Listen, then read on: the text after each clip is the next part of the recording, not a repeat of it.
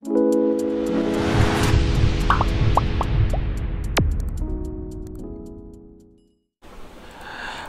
বিষয় 2024 সালের নবম শ্রেণীর তৃতীয় পর্যায়ক্রমিক মূল্যায়নের জীবন বিজ্ঞানের প্রশ্ন এবং তার উত্তর।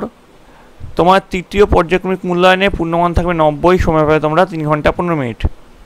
তোমাদের এর আগে থার্ড ইউনিট টেস্ট অর্থাৎ ফাইনাল পরীক্ষার বাংলা, ইতিহাস এবং ভূগোলের প্রশ্ন এবং উত্তর করানো হয়ে গেছে। তোমরা যারা যারা দেখোনি তার জন্য লিঙ্ক ডেসক্রিপশন বক্সে দেওয়া আছে, তোমরা সেখানে দেখে নিতে পারো। তোমাদের এই প্রশ্নোত্তর পর্ব আলোচনা করার আগে একবার দেখে নেব তোমাদের সিলেবাসে ঠিক কোন কোন চ্যাপ্টার রয়েছে এবং সেখান থেকে কী টাইপের কত নম্বরের প্রশ্ন আসতে চলেছে। তবে তারও আগে বলে রাখি, তোমরা যারা এই চ্যানেল নতুন তারা অবশ্যই চ্যানেলটিকে সাবস্ক্রাইব করে দিও এবং পাশে থাকা বেল আইকনটি প্রেস করে দিও। দেখো, তোমাদের প্রথমে যেটা আছে, তোমাদের মোট 4টে বিভাগে তোমাদের প্রশ্নটা ভাগ থাকবে। একটা হচ্ছে বিভাগ ক, যেখানে তোমাদের থাকবে এমসিকিউ প্রশ্ন। তারপরে থাকছে বিভাগ খ, যেখানে থাকছে তোমাদের 1 নম্বর প্রশ্ন। তারপরে থাকছে বিভাগ গ, যেখানে থাকছে তোমাদের 2 নম্বর প্রশ্ন। এবং সবশেষে থাকছে বিভাগ ঘ, যেখানে থাকছে তোমাদের 5 নম্বর প্রশ্ন। তো দেখো, তোমাদের যে চ্যাপ্টার আছে জীবন ও তার বৈচিত্র্য, এখান থেকে তোমাদের 3টে এমসিকিউ, 3টে 1 নম্বর প্রশ্ন, 2টো 2 নম্বর প্রশ্ন এবং একটা 5 নম্বর প্রশ্ন থাকছে। জীবন সংগঠনের স্তর, এখান থেকে 3টে এমসিকিউ, 4টে 1 নম্বর প্রশ্ন, 3টে 2 নম্বর প্রশ্ন এবং একটা 5 নম্বর প্রশ্ন থাকবে। জৈবনিক প্রক্রিয়া, এই চ্যাপ্টার থেকে তোমাদের 3টে এমসিকিউ, 5টা 1 নম্বর প্রশ্ন, 3টে 2 নম্বর প্রশ্ন এবং 2টো 5 নম্বর প্রশ্ন থাকছে। জীববিদ্যা ও মানব কল্যাণ, এখান থেকে তোমাদের 3টে এমসিকিউ, 4টে 1 নম্বর প্রশ্ন, 2টো 2 নম্বর প্রশ্ন এবং একটা 5 নম্বর প্রশ্ন থাকছে। পরিবেশ ও তার সম্পদ, এখান থেকে তোমাদের 3টে এমসিকিউ, 5টা 1 নম্বর প্রশ্ন, 2টো 2 নম্বর প্রশ্ন এবং একটা 5 নম্বর প্রশ্ন থাকছে। মোট এইভাবে তোমাদের 90 নম্বর এখানে করানো হবে। তো দেখে নাও তোমাদের প্রশ্ন এবং উত্তরগুলো ঠিক কেমন হতে পারে। প্রথমে দেখো, সঠিক উত্তরটি নির্বাচন করো। 1x15 অর্থাৎ 15টা প্রশ্নের উত্তর তোমাদের এখানে দিতে হবে। সিস্টেমা ন্যাচুরি গ্রন্থের প্রণেতা হলেন অ্যারিস্টটল নাকি লিনিয়াস নাকি ডারউইন নাকি হ্যালডেন? উত্তর হবে বি, লিনিয়াস। লিনিয়াসটা হচ্ছে সঠিক উত্তর। ঠিক আছে, আমি লিনিয়াসে দাগ দিয়ে দিলাম। তারপরে দেখো, পরের যে প্রশ্নটা আছে, পরের প্রশ্নটা বলেছে জলে দ্রবীভূত ভিটামিনগুলি হলো, ভিটামিন কোনটা? এর মধ্যে দেখো এ নাকি ডি নাকি ই নাকি বি? উত্তর হচ্ছে ভিটামিন বি। এটা হচ্ছে জলে দ্রবীভূত। কোনটা জলে দ্রবীভূত নয়? অর্থাৎ দেখো, এ ডি ই এর সঙ্গে আরেকটা ভিটামিন আছে যেটা নাকি জলে দ্রবীভূত নয়, সেই ভিটামিনটার নাম কি সেটা তোমরা অবশ্যই কমেন্ট লিখে জানাবে।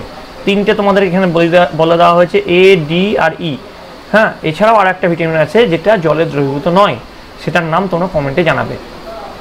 3 নম্বর দেখো, আয়োডিনের অভাবে হয় কোন রোগ? গলগণ্ড নাকি রিকেট নাকি টিটেনি নাকি বেরিবেরি? উত্তর হবে গলগণ্ড। তাহলে আয়োডিনের অভাবে গলগণ্ড রোগ হয়। পরের প্রশ্ন, আত্মঘাতী থলি বলে কাকে? উত্তর হচ্ছে লাইসোজোমকে আত্মঘাতী থলি বলা হয়। তারপরে দেখো 5 নম্বর, ইন্টারক্যালেটেড ডিস্ক হৃৎপেশি নাকি গ্রাসনালী নাকি রক্ত নাকি ষড়যন্ত্রের সঙ্গে সম্পর্কিত? উত্তর হচ্ছে হৃৎপেশির সঙ্গে সম্পর্কিত। পরের প্রশ্ন, প্রোটোপ্লাজমীয় শ্বসনে শ্বসন বস্তু হলো কার্বোহাইড্রেট নাকি প্রোটিন নাকি ফ্যাট নাকি এ এবং বি? উত্তর হচ্ছে মানে কার্বোহাইড্রেটও হবে আবার প্রোটিন হবে। কোনটা উত্তর? উত্তর হচ্ছে শুধুমাত্র প্রোটিন। তারপর দেখো 7 নম্বর, বোম্বে গ্রুপ হলো, কোনটা হচ্ছে বোম্বে গ্রুপ? ও নেগেটিভ গ্রুপকে বোম্বে গ্রুপ বলা হয়। ঠিক আছে। তারপর দেখো 8 নম্বর, কুইনিন পাওয়া যায় সিনকোনা গাছ থেকে নাকি সর্পগন্ধা গাছ থেকে নাকি আফিম গাছ থেকে নাকি কফি গাছ থেকে? উত্তর হবে সিনকোনা গাছ থেকে। তাহলে সিনকোনা গাছ থেকে কুইনিন পাওয়া যায়। 9 নম্বর, ট্রিপল অ্যান্টিজেন হলো বিসিজি নাকি এমএমআর নাকি ডিপি নাকি এ এবং বি? মানে এ এবং বি বলতে তোমার বিসিজি এবং এমএমআর দুটোই। উত্তর হচ্ছে শুধু বি, অর্থাৎ এমএমআর হচ্ছে ট্রিপল অ্যান্টিজেন। এমএমআর এর ফুল ফর্ম যদি তোমরা জেনে থাকো কমেন্টে লিখে অবশ্যই জানাবে। 10 নম্বর, দীর্ঘদিবা উদ্ভিদ হলো ধুত্রা নাকি কসমস নাকি মূলো নাকি ধুত্রা এবং কসমস উভয়ই? উত্তর হচ্ছে মূলো। তাহলে দীর্ঘদিবা, মূলো হচ্ছে দীর্ঘদিবা উদ্ভিদ। এলাইজা টেস্ট কার সঙ্গে যুক্ত? এটা হচ্ছে এডসের সঙ্গে যুক্ত হচ্ছে এলাইজা টেস্ট। তারপর দেখো 12 নম্বর, স্যাঙ্গু ইনিভোর হলো জোঁক। তারপর দেখো 13 নম্বর, ডায়রিয়া রোগের কারণ? ডায়রিয়া রোগের কারণ হচ্ছে রোটা ভাইরাস, অর্থাৎ এ হচ্ছে রোটা ভাইরাস, হচ্ছে ডায়রিয়া রোগের কারণ। তারপরে দেখো 14 নম্বর, ফাইলেরিয়ার মুখ্য পোষক হলো মশকি নাকি মানুষ নাকি মাছি নাকি ইঁদুর? উত্তর হচ্ছে মানুষ, ফাইলেরিয়া বা গোদ।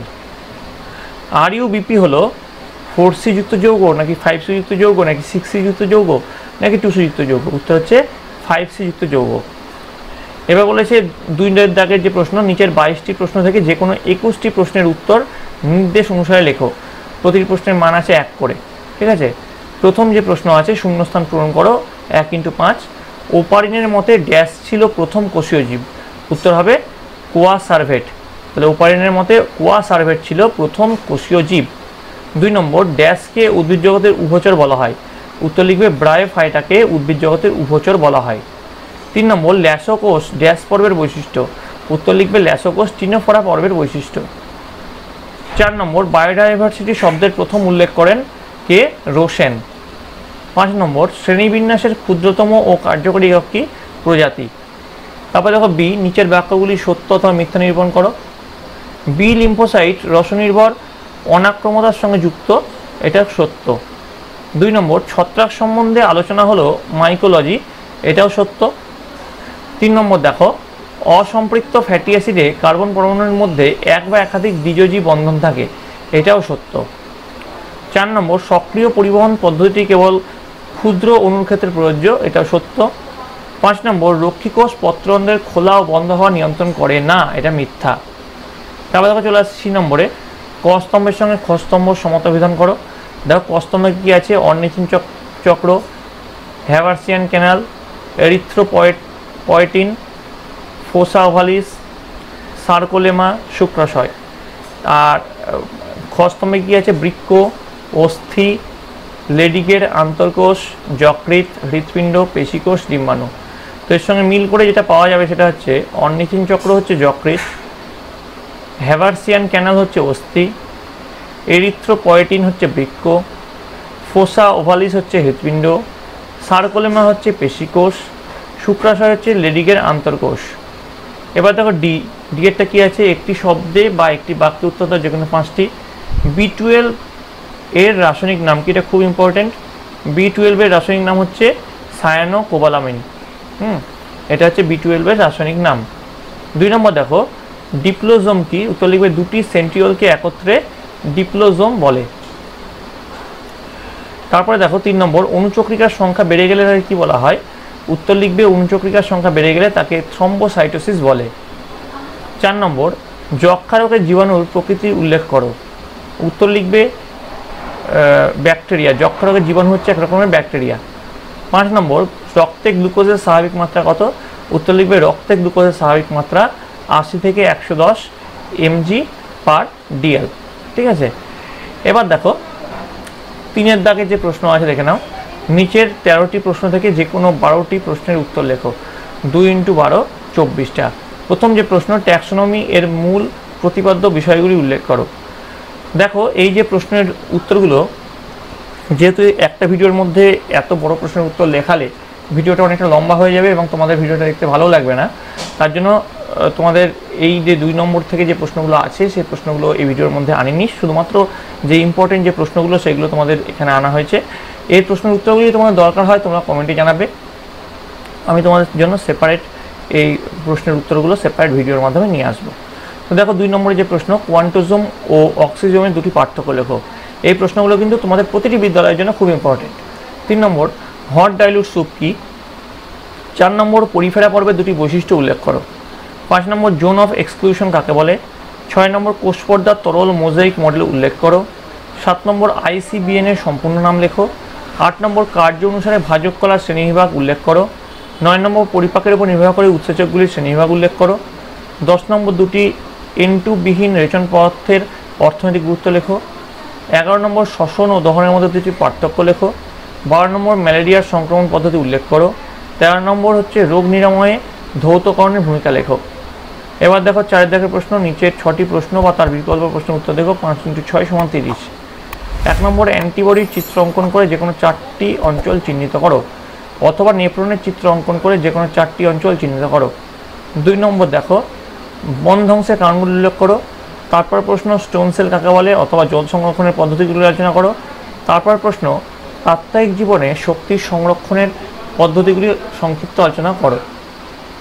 অথবা ফসফরাস চক্রের সরলীকৃত রূপ উল্লেখ করো।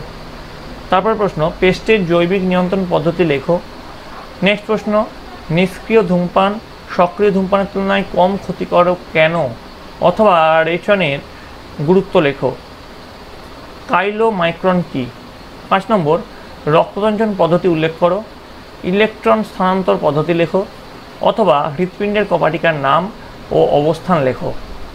আবর্ত ও অনাবর্ত ফসফোরাইলেশনের পার্থক্য লেখো 2টি। 6 নম্বর, ফ্লোয়েমের মধ্যে দিয়ে খাদ্য পরিবহন উল্লেখ করো। অথবা বিজ্ঞানী ডিকসন ও জলির মতবাদ উল্লেখ করো। তো এই যে বড় প্রশ্নগুলো আগেও বললাম, আবারও বলছি, তোমার যদি উত্তর দরকার হয় তোমরা কমেন্টে লিখে জানাবে, আমি তোমার জন্য সেপারেট ভিডিও নিয়ে আসবো। এবং এই প্রশ্নগুলো তোমাদের কিন্তু প্রতিটি বিদ্যালয়ের জন্য খুব ইম্পর্ট্যান্ট। আর এই হচ্ছে তোমাদের জীবনবিজ্ঞানের প্রশ্ন।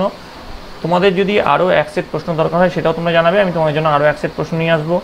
তোমাদের আর পরীক্ষা বেশি দিন নেই, সকলে মন দিয়ে পড়াশোনা করো।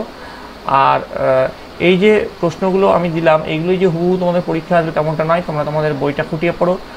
আশা করি বইটা খুঁটিয়ে পড়লে এবং টোটাল 2টো সেটের প্রশ্ন প্র্যাকটিস করলে তোমরা অনেকটাই কমন পাবে, এবং বইটা খুঁটিয়ে পড়লে তোমরা পরীক্ষাতে সাফল্য তোমাদের 100% নিশ্চিত।